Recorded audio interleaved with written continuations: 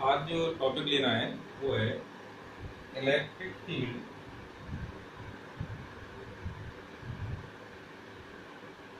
Intensity on equatorial position और an electric dipole.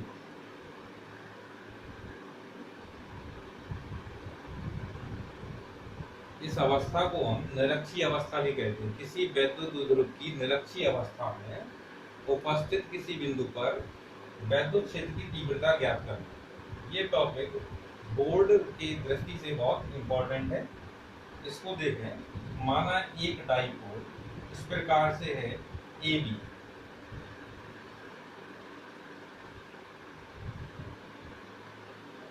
इसमें ए पर माइनस क्यू चार्ज, बी पर प्लस क्यू चार्ज है। इसका मिड पॉइंट ओ है।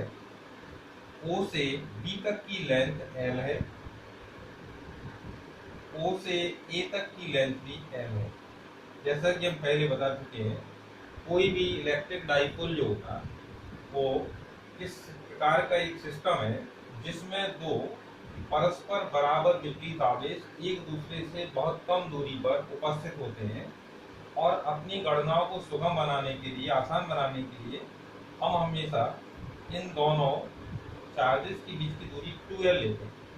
अब इसकी जो अवस्था है वो है निरक्षीय अवस्था। तो निरक्षीय अवस्था कौन सी कहलाती है? तो यदि हम O पर एक परपेंडिकुलर खींचे, लाइन पकड़ लें, और इस परपेंडिकुलर लाइन पर अगर एक पॉइंट P है तो ये कहा जाएगा इसकी ये निरक्षीय अवस्था में उपस्थित बिंदु P है। इस बिंदु P पर ही हमें वैद्युत क्षेत्र की तीव्रता ज्ञात करनी है। O से P तक की जो दूरी है वो स्मॉल r है। अब हम आगे देखें, A से अगर P को मिलाएं और इसी प्रकार से P से हम B को मिलाएं, और ये एंगल यहाँ थीटा है, ये वाला एंगल भी थीटा है और ये 90 होगा। इसकी दृष्टि से हम कह सकते हैं कि AP की वैल्यू निकालने के लिए हम पाइथागोरस प्रमेय का उपयोग कर सकते हैं, जिसमें AP square is equal AO square plus OP square होगा। अगर इसमें वैल्यू पुट करें तो OA की वैल्यू यहाँ से देखें तो L है, तो L स्क्वायर प्लस OP की वैल्यू यहाँ R है तो R square. AP square equal इतना होगा तो AP equal under root L square plus R square होगा। ठीक इसी प्रकार से जहां भी ये पहली बार हमने ट्रायंगल लिया था AOP, अगर हम ये वाला ट्रायंगल दूसरी बार में BOP ले लें तो हम इसमें ऐसे ही फिर से प्राप्त करें तो BP की जो लेंथ आएगी वो आएगी under root L square plus R square. तो इनको दोनों को यहाँ फाइंड आउट करने के बाद हम यहाँ लिख रहे हैं इसको, तो अंडर रूट ये हो गया L square plus R square. ठीक इसी प्रकार से ये PB भी लेंथ जो है L square plus R square. अब आगे अगर हम देखें, क्योंकि हमें इलेक्ट्रिक फील्ड इंटेंसिटी प्राप्त करनी, तो उसके लिए 1 by 1 हम A पर जो चार्ज है माइनस Q, इसके कारण से P पर अगर हम इंटेंसिटी निकालें तो वो EA है। EA इक्वल पहले जो फॉर्मूला हम लोग पढ़ चुके हैं, इंटेंसिटी के लिए फॉर्मूला होता है 1/4πε0 K, चार्ज की वैल्यू Q अपॉन इसकी जो लेंथ है यहाँ से यहाँ तक माइनस Q से P तक की जो लेंथ है, ये वाली लेंथ, इसका स्क्वायर करेंगे तो हो जाएगा L square plus R square. इस प्रकार से हम EA की वैल्यू निकालें। और आगे अगर इसी प्रकार से हम चार्ज जो P पर रखा हुआ है प्लस Q, इसके कारण से बिंदु P पर अगर इलेक्ट्रिक फील्ड इंटेंसिटी निकालें तो EB इक्वल होगी 1/4πε0 K Q upon L square plus R square. ये दोनों एक जैसे मान प्राप्त।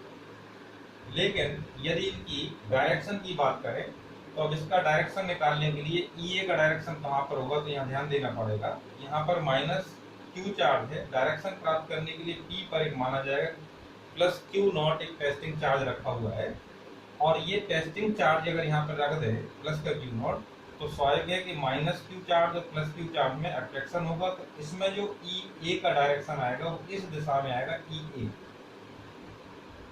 यानी टुवार्ड्स ए हो जाएगा।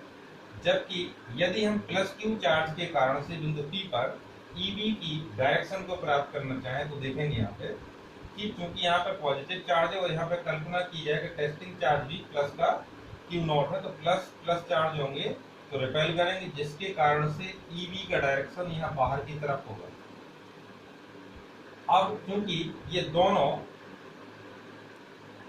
वेक्टर क्वांटिटीज हैं, अब इनका रिजल्टेंट निकालना है, तो रिजल्टेंट निकालना इनको हम सीधे रूप से नहीं जोड़ सकते, तो पहले हम क्या करेंगे कि कंपोनेंट करेंगे, जैसे वेक्टर एनालिसिस पहले बताया गया। तो इसके लिए हम यहाँ पे एक अलग से फिगर बनाते कि ई ए ये हो गया, ई बी ये हो गया, और इसका ये क्षैतिज तल हो गया। अब क्योंकि ज्योमेट्री से अगर देखें ये एंगल अगर थीटा है तो ये वाला भी थीटा होगा, ये एंगल थीटा है तो ये वाला भी एंगल थीटा होगा। इसके आधार पर अगर हम ई बी के दो कंपोनेंट्स करें, तो यहाँ पे आएगा एक E B cos theta, E B base पर है कॉस थीटा, और दूसरा कंपोनेंट जिसका प्राप्त होगा वो होगा ई बी साइन थीटा। कि इसी प्रकार से अगर ई ए के दो कंपोनेंट करें, एक component E B cos theta के ही डायरेक्शन में आएगा, जिसकी value E A cos theta, और दूसरा कंपोनेंट जो ऊपर वाला कंपोनेंट ठीक उसके अपोजिट डायरेक्शन में आएगा, ई ए साइन थीटा। क्योंकि यहाँ पे देखा कि ई ए और ई बी की वैल्यू जो है वो इक्वल है, डायरेक्शन के मामले में तो अलग अलग है लेकिन परिमाण की दृष्टि से दोनों एक जैसे हैं। इस कारण से ये देखेंगे कि ई बी साइन थीटा से ई ए साइन थीटा कैंसिल हो जाएगा, क्योंकि एक ही पॉइंट पर दो अपोजिट वेक्टर काम कर रहे हैं, इस वजह से इनका रिजल्टेंट 0 आ जाएगा। लेकिन इधर की तरफ अगर देखें तो ई ए कॉस थीटा और ई बी कॉस थीटा इन दोनों के डायरेक्शन एक ही साइड में है, तो रिजल्टेंट ई निकालने के लिए यानी पॉइंट पी पर टोटल इंटेंसिटी कितनी होगी ई निकालने के लिए हमें इनको देखना पड़ेगा कि E A cos theta plus E B cos theta यहाँ लिखना पड़ेगा। अब इसमें इक्वेशन 1 और 2 से अगर हम वैल्यूज को पुट करें तो यहाँ आएगा 1/4 पाई एप्सिलॉन नॉट के q upon L square plus R square plus cos theta plus 1/4 pi epsilon naught के, ये इक्वेशन 2 से वैल्यू रखी जा रही, q upon L square plus R square into cos theta. अब दोनों एक जैसे हैं, इस वजह से दोनों को ऐड करें, कॉमन ले लेंगे, तो यहाँ 2 स्टेप हैं, तो इस वजह से इसको लिख सकते हैं 1/4 पाई एप्सिलॉन नॉट के q L square q upon R square into 2 cos theta. अब यहाँ पर ये देखने की बात है कि ये 1/4 पाई एप्सिलॉन नॉट के q upon L square plus R square है इंटू 2 को हम यहाँ लिख दिए। अब ये कॉस थीटा की वैल्यू यदि हम इसी ट्रायंगल से लें AOP से, AOP ट्रायंगल से अगर हम कॉस थीटा की वैल्यू निकालें, इसकी वैल्यू होगी बेस अपॉन हाइपोटेन्यूज। तो बेस की वैल्यू है यहाँ पर L, और इसमें हाइपोटेन्यूज यानी इसका जो कर्ण है वो है √r² प्लस L²।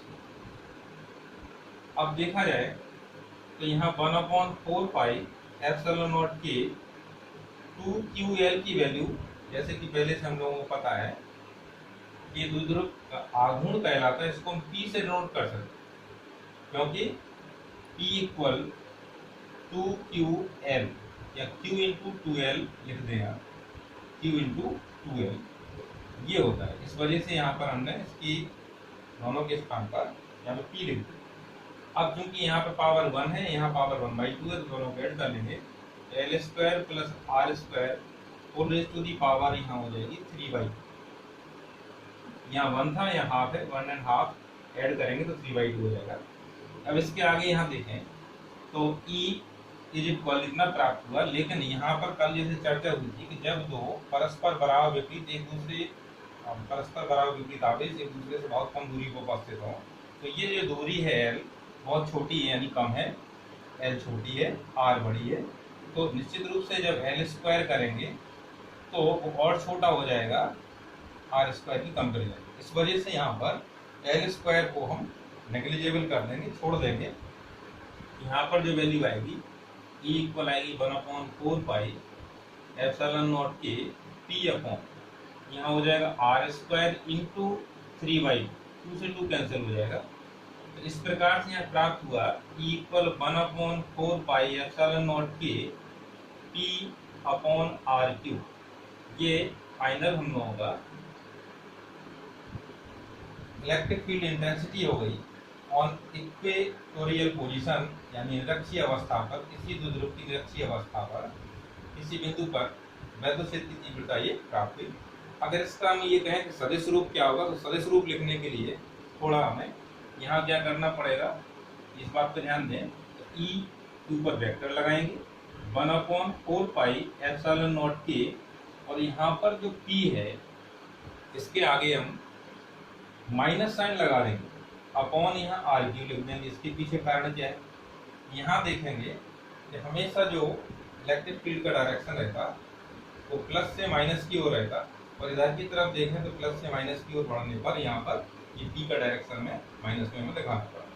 साथ ही साथ एक बात और हो सकती है इसमें कि यदि हम चाहें कि ये सारा सिस्टम या निकाय जो है वो के परावर्तन वाले माध्यम में नहीं रखा है, ये वायु या निर्वात में रखा है, तो उसके लिए क्या होगा, वायु या निर्वात के लिए के इक्वल 1 रख देंगे।